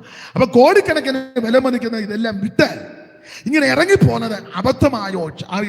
ചിന്ത ഇവരുടെ അകത്ത് കയറി. ഈ ചിന്ത അകത്ത് കയറിയപ്പോൾ ഇവർ ക്ഷീണിച്ചു. ക്ഷീണിച്ചതിന് 2 വാക്യമാ സാധാരണ തെളിവായിട്ട് എടുത്ത് പറയാനുള്ളത്. വായിക്കാൻ നേരമില്ലാത്തത് കൊണ്ട് 6-ാം അധ്യായത്തിന്റെ 12-ാം വാക്യോ 12-ാം അധ്യായത്തിന്റെ 12-ാം വാക്യോ 6:12 വായിക്കുന്നത്, അങ്ങനെ നിങ്ങൾ മന്ദതയുള്ളവരാകാതെ. അങ്ങനല്ലേ? എടുത്തെങ്കിലും ഒന്ന് വായിച്ചു. അങ്ങനെ നിങ്ങൾ മന്ദതയുള്ളവരാകാതെ വിശ്വാസത്താലും ദീർഘക്ഷമയാലും വാഗ്ദത്തങ്ങളെ അവകാശമാക്കുക. അപ്പൊ മന്ദതയുള്ളവരാകാതെ. അപ്പൊ ഒരു മന്ദതയായി. നിങ്ങളുടെ ഇരിപ്പ് കണ്ടിട്ടും ഒരു ചെറിയ മന്ദതയല്ല നീക്കുക, നിന്നടിയാരിൽ തന്നാരു നല്ലുണർച്ചയെ വന്നിടും ഒരു ക്ഷീണം നിദ്ര മയക്കമിവ ഒന്നാകെ നീക്കി എന്നിൽ തന്നിടുക ആത്മശക്തി. വന്നിടും ഒരു ക്ഷീണം നിദ്ര മയക്കമിവ ഒന്നാകെ നീക്കി എന്നിൽ തന്നിടുക ആത്മശക്തി. ഇന്നേരം പ്രിയ ദൈവമേ നിന്നാത്മദാനം തന്നാലും പ്രാർത്ഥിച്ചിടുവാ. അപ്പോൾ ഇവരെ ക്ഷീണിച്ചതിന് തെളിവാണ് മന്ദത. അങ്ങനെ നിങ്ങൾ മന്ദതയുള്ളവരാകാതെ വിശ്വാസത്താലും ദീർഘക്ഷമയാലും. അപ്പൊ 6:12 മന്ദത. 12-ാം അധ്യായത്തിന്റെ 12 വായിക്കുന്നത് തളർന്ന കൈയും കുഴഞ്ഞ മുഴങ്കാലും. ഈ 2 വാക്യത്തിൽ ഇവർ ക്ഷീണിച്ചെന്ന് തെളിഞ്ഞു. തളർച്ചയും മന്ദതയും ക്ഷീണവും. ഇങ്ങനെ ക്ഷീണിച്ച് തളർന്ന് പിന്മാറിപ്പോയ വിശ്വാസത്തിൽ പുറകോട്ട് പോയവരോടാ പൗലോസ് പറയുന്നത്, നിങ്ങൾ പുറകോട്ട് പോകരുത്, അകന്ന് നിൽക്കരുത്, ഇന്ന് രാത്രി അടുത്തു വരണം. ആമേൻ. ഈ പെന്തിക്കോസിനകത്താണെങ്കിലും പലരും അകന്നാണ് നിൽക്കുന്നത്. ആരാധനയ്ക്ക് വരുന്നുണ്ട്, പള്ളി വരുന്നുണ്ട്, കൂട്ടായ്മയിലൊക്കെ വരുന്നുണ്ടെങ്കിലും ഹൃദയം കൊണ്ട് പലരും ദൈവത്തോട് അകന്ന് നിൽക്കുക. അപ്പൊ അകന്ന് നിൽക്കുന്നവരോടാ പൗലോസ് പറഞ്ഞത് അടുത്തു വരാൻ. ഇനി അധികം വിവരിക്കുന്നില്ല, സമയത്തെയും കൂടെ ഭയപ്പെടുന്നു. അല്പം മിനിറ്റ് കൂടെ എടുത്തോട്ടെ.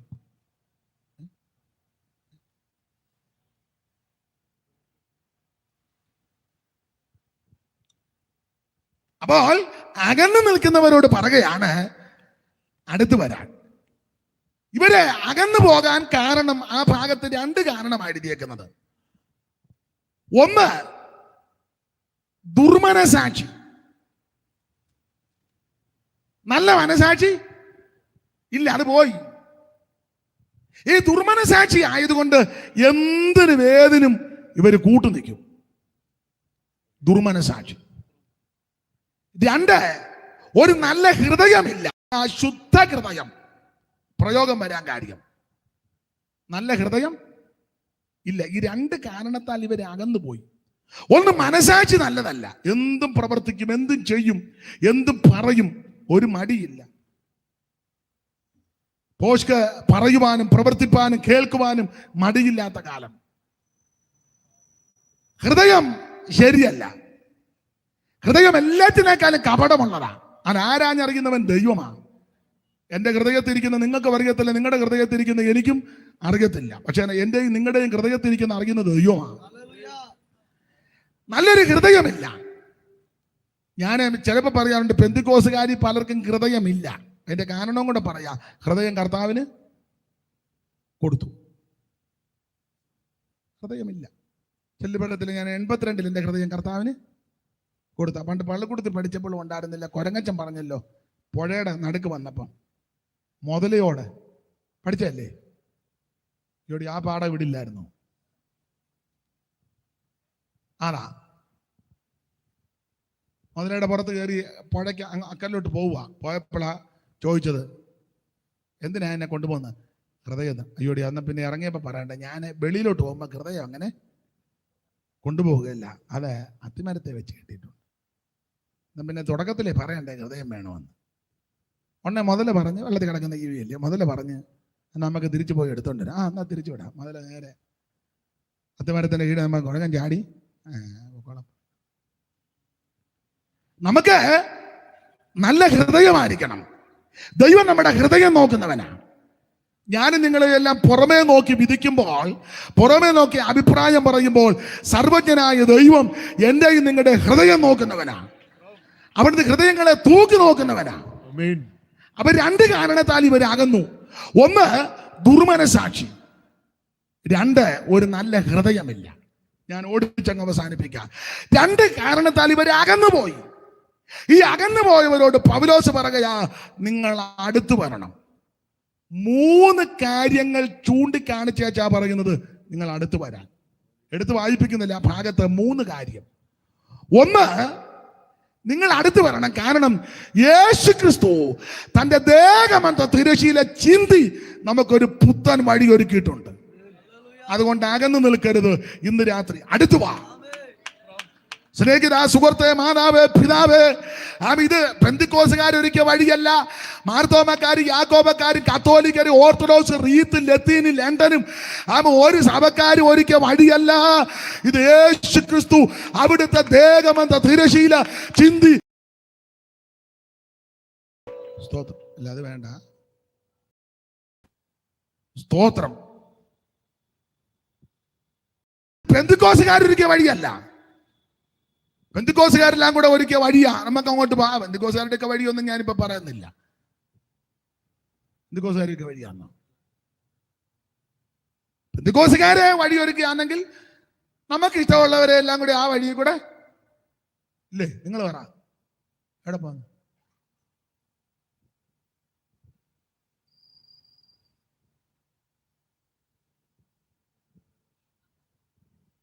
നമ്മുടെ വഴി. ഞാൻ വിശദാംശങ്ങളിലേക്കൊന്നും പോകുന്നില്ല. ഞങ്ങളെ നേരത്തെ താമസിച്ച വീട്ടിൽ അപ്പുറം ഒരു അമ്മച്ചി ഉണ്ടായിരുന്നു. പ്രായമുള്ള അമ്മച്ചിയാണ്. ആ അമ്മച്ചി ഈ ഞങ്ങളുടെ ഇവിടെ പറയുന്ന ഭാഷയാ, വീടിൻ്റെ ചായ്പിനകത്താ, ചാർത്തെന്ന് പറയും. തായ്പര കഴിഞ്ഞ് ഇങ്ങനെ ഇവിടെ എന്നാ പറയുന്നത്? ഇവിടെ എല്ലാം അങ്ങ് വാർക്ക കെട്ടിടവാ. ആദ്യം പറഞ്ഞിരുന്ന ഇത്രയും സമയം പോകുമായിരുന്നു. ചായ്പ്.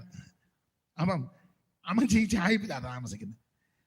മരുമകൾക്കും കോഴിയുണ്ട്, അമ്മയ്ക്കും കോഴിയുണ്ട്. എൻ്റെ കുഞ്ഞുനാളില്ല. അമ്മ ഒരു 10-30 കോഴിയുണ്ട്. മരുമകൾക്കും ഒരു 10-35-40 കോഴിയുണ്ട്. അപ്പൊ അമ്മ രാവിലെ അമ്മയുടെ റേഷൻ കാർഡിന് ഗോതമ്പ് അരിയൊക്കെ കിട്ടും, അത് കോഴിക്കാം. അപ്പൊ അമ്മ രാവിലെ ഇതുമായിട്ട് മാതലിന്റെ അവിടെ വന്ന് ബാ ബാ ബാ ബാ ബാ. കോഴിക്കറിയാം ഇത് അമ്മയുടെ കോഴിയാണ്, മരുമകളുടെ കോഴിയാണ്. കോഴിയെല്ലാം കൊണ്ട് വരുമ്പം ഈ അമ്മ ചെയ്യുന്ന പരിപാടി ബാ ബാ ബാ. മരുമകളുടെതാ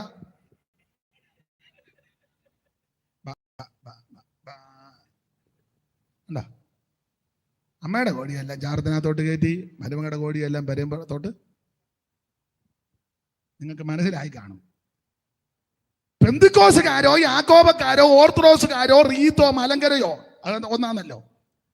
CMSO, CSIO, സാൽവേഷൻ ആർമിയോ, ബ്രദറുകാരോ, TPM-കാരോ ആയിക്കോട്ടെ, ഇവാഞ്ചലിക്കലോ, ഏത് സഭക്കാരാണെങ്കിലും വഴി ഒരുക്കിയാൽ അവർക്ക് ഇഷ്ടമുള്ളവരെ മാത്രം ആ വഴിയിൽ കൂടെ കയറ്റും. എന്നാൽ ഈ വഴി ഭൂമിയിലുള്ള ഒരു സഭക്കാരും ഒരുക്കിയ വഴിയല്ല. അഖിലാണ്ടങ്ങളുടെ ഉടയവനാ, സ്വർഗത്തിൽ നിന്ന് ഇറങ്ങി വന്നവനായ, മനുഷ്യവർഗത്തിന് വേണ്ടി ജീവനെ കൊടുക്കാൻ ഇറങ്ങി വന്ന നസറയനാകുന്ന യേശു ക്രിസ്തു അവിടുത്തെ ദേഹമെന്ന തിരശ്ശീല ചിന്തി ഒരിക്കൽ പുത്തൻ വഴിയാ. അതുകൊണ്ട് ഇന്ന് രാത്രി എന്നെ കേൾക്കുന്ന സ്നേഹിത, അകന്നു നിൽക്കണ്ട, അറച്ചു നിൽക്കണ്ട, ദൂരെ നിൽക്കണ്ട, ധൈര്യത്തോടെ അടുത്തു വാ. ഒരു പുത്തൻ വഴി നിനക്ക് വേണ്ടി ഒരുക്കിയിട്ടിരിക്കുക. ഒരു പുതിയ പ്ലാന നിനക്ക് വേണ്ടി ഒരുക്കി തന്നിരിക്കുക. അത് അവിടുത്തെ ദേഹമെന്ന തിരശ്ശീല ചിന്തി ഒരുക്കിയ പുത്തൻ വഴിയാ. നമുക്ക് വേണ്ടി കഷ്ടാനുഭവങ്ങളിൽ കൂടി കടന്നുപോയി, നമുക്ക് വേണ്ടി പങ്കപ്പാടുകൾ സഹിച്ചു, നമുക്ക് വേണ്ടി അവിടുത്തെ ഭൂമിയിൽ നുറുക്കപ്പെട്ടല്ലോ. ഇന്ന് രാത്രി അവിടുത്തെ തിരുശരീരം നമുക്കായി തകർത്തത് കൊണ്ട് ഒരു പുത്തൻ വഴി ഒരുങ്ങിയിട്ടുണ്ട്. അറച്ചു നിൽക്കരുത്, മടിച്ചു. അതും ഇതും നോക്കിയാൽ നമുക്ക് വരാൻ ഒക്കത്തില്ല.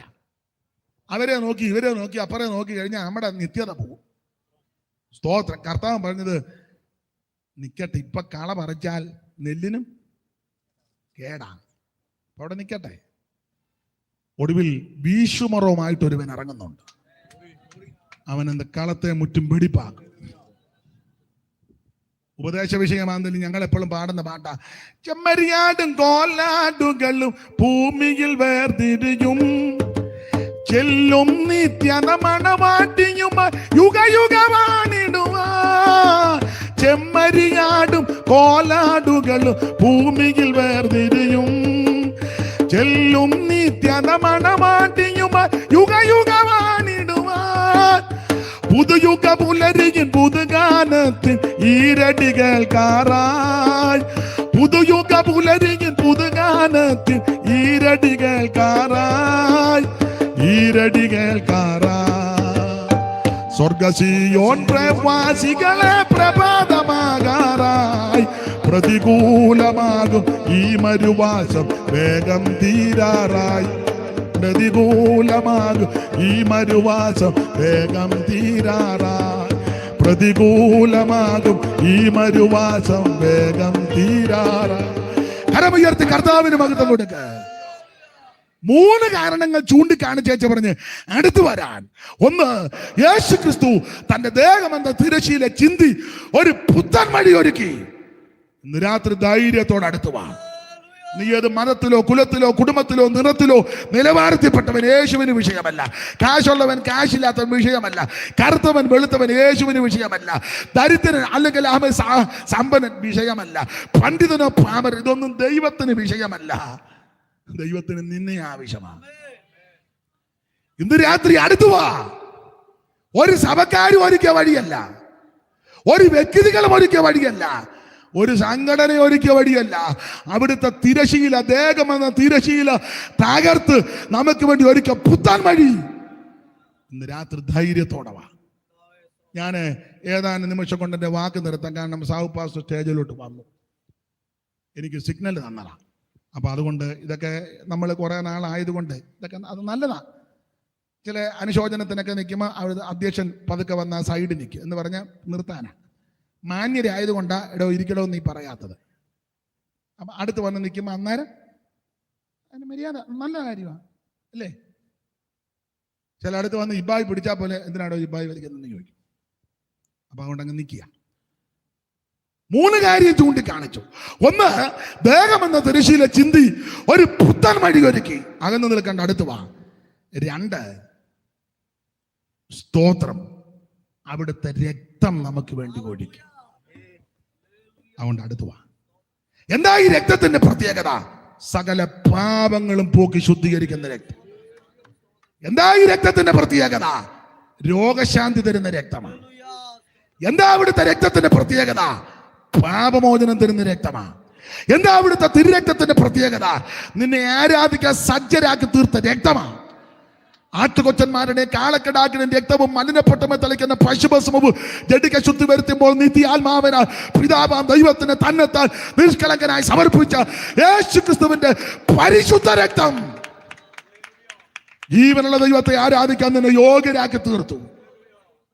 അവിടുത്തെ രക്തം സംസാരിക്കുന്ന രക്തമാണ്. അവിടുത്തെ രക്തം ഹാബേലിന്റെ രക്തത്തെക്കാളും ഗുണകരമായി സംസാരിക്കുന്ന രക്തമാ. അവിടുത്തെ രക്തം നിർമ്മല രക്തമാ. അവിടുത്തെ രക്തം പരിശുദ്ധ രക്തമാ. നിന്റെ സകല പാപങ്ങളും പരിഹരിക്കുന്ന പരിശുദ്ധ രക്തം. സ്തോത്രം. ഈ രക്തം ഇവിടെ വ്യാപരിക്കുന്നത് കൊണ്ട് ഇന്ന് രാത്രി അടുത്തു വാ. അകന്നു നിൽക്കരുത്. അടുത്തു വാ. അടുത്തു വാ. ധൈര്യത്തോടെ അടുത്തു വാ. ഒന്ന്, അവിടുത്തെ ദേഹമെന്ന തിരശ്ശീലയിൽ പുത്തൻ വഴി ഒരുക്കി. ആ വഴി കുടിഞ്ഞ് വന്നാൽ മതി, വേറെ വഴിയിലൊന്നും പോകണ്ട. 2, അവിടുത്തെ രക്തം നമുക്ക് വേണ്ടി ചിന്തി. ധൈര്യത്തോടെ വാ. 3, എടുത്ത് വായിപ്പിക്കുന്നില്ല. 3-ാമത്തെ കാര്യം അവിടെ വായിക്കുമ്പോൾ നമുക്ക് വേണ്ടി പക്ഷപാതം ചെയ്യുന്ന ഒരുവൻ ഇപ്പോൾ സ്വർഗത്തിലുണ്ട്. മഹാപുരോഹിതനായി നമുക്ക് വേണ്ടി പക്ഷപാതം ചെയ്യുക. ഞാൻ എപ്പോഴും പറയും, നിങ്ങൾക്കും അറിവുള്ള കാര്യമാണ്, യേശു ക്രിസ്തു നമുക്ക് വേണ്ടി പക്ഷപാതം ചെയ്യുന്നു. എന്തുവാ പക്ഷപാതം? പക്ഷപാതം എന്ന് പറഞ്ഞാൽ വാദമുണ്ട് പലത്, വെട്ടുവാദം, ആമവാദം, പിള്ളവാദം, ചുടുവാദം, രക്തം. അതല്ല. പക്ഷപാതം എന്ന് പറഞ്ഞാൽ നമ്മുടെ പക്ഷം പിടിച്ച് വാദിക്കുന്നു. പക്ഷപാതം പക്ഷം പിടിച്ച് വാദിക്കുന്നു. ആരുടെ പക്ഷം? ഉറക്കെ പറ. നമ്മുടെ പക്ഷം. ആര് വാദിക്കുന്നു? യേശു. എവിടെ വാദിക്കുന്നു? സ്വർഗത്തിൽ. എന്തിനാണ് നമ്മുടെ പക്ഷം പിടിച്ച് യേശു വാദിക്കുന്നത്? ഇതൊക്കെ നിന്ന് പറയേണ്ടത് അങ്ങ് നിർത്തുക. യേശു ക്രിസ്തു നമുക്ക് വേണ്ടി പക്ഷപാതം ചെയ്യുന്നു. പക്ഷപാതം എന്ന് പറഞ്ഞാൽ പക്ഷം പിടിച്ച് വാദിക്കുന്നു. ആരുടെ പക്ഷം? എന്റെയും നിങ്ങളുടെയും പക്ഷം. ആര് വാദിക്കുന്നു? യേശു ക്രിസ്തു വാദിക്കുന്നു. എവിടെ വാദിക്കുന്നു? സ്വർഗത്തിൽ വാദിക്കുന്നു. അതെന്തിനാ സ്വർഗത്തിൽ എൻ്റെ നിന്റെ പക്ഷം പിടിച്ച് യേശു വാദിക്കുന്നത്? നമുക്കെതിരെ വാദിക്കുന്ന ഒരുത്തനുണ്ട്. അവനെ പറ്റി പുസ്തകം കൊടുത്തിരിക്കുന്ന പല പേരുകളിൽ ഒരു പേര് അപവാദി എന്നാണ്. അവന്റെ തൊഴിൽ അതാ. എന്തുവാ? പുള്ളിയുടെ തൊഴിൽ അതാ, അപവാദം. ഈ അപവാദിയാകുന്ന പിശാച് എനിക്ക് നിങ്ങൾക്ക് വിരോധമായി അപവാദം പറയുമ്പോൾ ഇവിടെയുള്ള പല ആൾക്കാരും അവനോട് ചേർന്ന് നിൽക്കുമ്പോൾ നിരാശപ്പെട്ടു പോകരുത്. എനിക്ക് നിങ്ങൾക്ക് വേണ്ടി ഒരുവൻ ഉയരത്തിൽ പക്ഷപാതം ചെയ്യുന്നുണ്ട്. ഇന്ന് രാത്രി നിനക്ക് വേണ്ടി പക്ഷപാതം ചെയ്യുന്ന ഒരുവനുണ്ട്. അതുകൊണ്ട് അകന്നു നിൽക്കാതെ ഇന്ന് രാത്രി അടുത്ത് വാ. എല്ലാവരും ഇന്ന് രാത്രി സമർപ്പിച്ചാട്ടെ. എൻ്റെ വാക്ക് ഇവിടെ നിർത്തുകയാ. നമുക്ക് വേണ്ടി പക്ഷപാതം ചെയ്യുന്ന നല്ല കർത്താവ്. ആ പഴയ പാട്ടിൻ്റെ 2 ചരണങ്ങൾ എല്ലാവരും ചേർന്ന് ശാന്തമായിട്ട് പാടണം. അത് കഴിഞ്ഞ് ഇവര് ചിലപ്പോൾ പാട്ട് സെലക്ട് ചെയ്ത് കാണും, അവരത് പിന്നെ പാടും. ഞങ്ങൾ 2 ആയതുകൊണ്ട്, കാരണം പാട്ടില്ലേ നമ്മൾ പാടുന്ന പാട്ട് പഴയ പാട്ടുകളാണ്, ഇവർ നല്ല പാട്ടാണ്, അത് പുതിയ പാട്ടുകൾ. അപ്പോൾ അവർ ചിലപ്പോൾ അത് സെലക്ട് ചെയ്ത് വെച്ചിട്ടുണ്ടായിരിക്കും. ഞാനത് ഒടുവിൽ കയറി പാടിയാൽ പിന്നെ എന്നോട് പറയത്തില്ലെങ്കിലും പോയി കഴിയുമ്പോൾ പറയും കല്ലേലും ഉള്ളതാ ലാസ്റ്റ് കയറി ഒരു കലക്ക്. അത് വേണ്ട. അപ്പം ഇപ്പം ഞാനൊരു പാട്ട് പാടും, അത് ശാന്തമായിട്ട് വിഷയത്തോട് ബന്ധപ്പെട്ട് അവരതിന് ശേഷം സെലക്ട് ചെയ്തിട്ടുണ്ടെങ്കിൽ അത് അവരും പാടും. എന്തായാലും 2 പാട്ടിനെ നിങ്ങളെല്ലാം സഹകരിക്കണം. എന്നാൽ പാസ്റ്റ് പാടി ഞങ്ങളും പോകാമെന്ന് പറഞ്ഞ് ഇറങ്ങിപ്പോരുത്. അവത്തങ്ങൾ പാടുമ്പോൾ ഇരുന്ന് പാടിക്കണം. അപ്പം നമുക്ക് വേണ്ടി പക്ഷപാതം ചെയ്യുന്ന ഒരു കർത്താവ്. പക്ഷം പിടിച്ച് വാദിക്കുന്നു. ആര്? യേശു ക്രിസ്തു. ആരുടെ പക്ഷം? എൻ്റെ നിങ്ങളുടെ പക്ഷം. എവിടെ വാദിക്കുന്നു? സ്വർഗത്തിൽ. എന്തിനാ സ്വർഗത്തിൽ നമ്മുടെ പക്ഷം പിടിച്ച് വാദിക്കുന്നത്? നമുക്കെതിരെ വാദിക്കുന്ന ഒരുത്തനുണ്ട്. അതാരാ? അപവാദിയാകുന്ന പിശാച്. അവൻ അപമാനം പറഞ്ഞ് വാദിക്കുമ്പോൾ യേശു ക്രിസ്തു എനിക്ക് നിങ്ങൾക്ക് വേണ്ടി പക്ഷപാതം ചെയ്യും. അതല്ലേ പാട്ടുകാരൻ പാടിയത്? താതൻ സന്നിധിയിൽ പേർക്കു സദാ പക്ഷപാതം ചെയ്യുന്ന മാമ. ചേർന്ന് പാട്.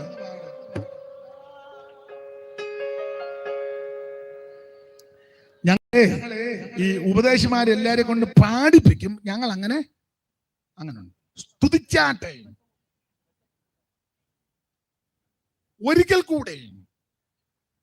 അപ്പൊ അത് നടക്കുകയല്ല. നമ്മക്കെല്ലാം കൂടെ ചേർന്ന് എല്ലാവരും അടിച്ച് നിങ്ങൾക്ക് ആ പാട്ടറിയാം. അത് നിങ്ങൾ പിന്നെ പാടിക്കോ. ഞാൻ പാടിയ പാട്ടറിയാവോന്ന്. താതൻ സന്നിധിയിൽ പേർക്കു സദാ പക്ഷവാദം ചെയ്യുന്ന മമ ജീവനാഥ പക്ഷവാദം ചേർന്ന് പാട്ട്. ഓ താതൻ സന്നിധിയിൽ പേർക്കു സദാ പക്ഷവാദം ചെയ്യുന്ന മമ ജീവനാഥ പക്ഷവാദം.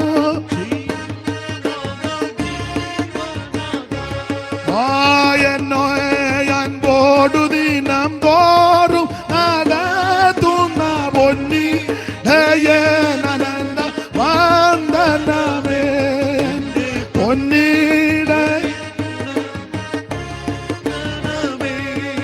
ആ കുറ്റം കൂടാതെ എന്നെ തേജസി മുറ്റും നിറുത്താൻ കഴിവുള്ളവനെ എന്നെ മുറ്റും നിറുത്താൻ കഴിവുള്ളവനെ.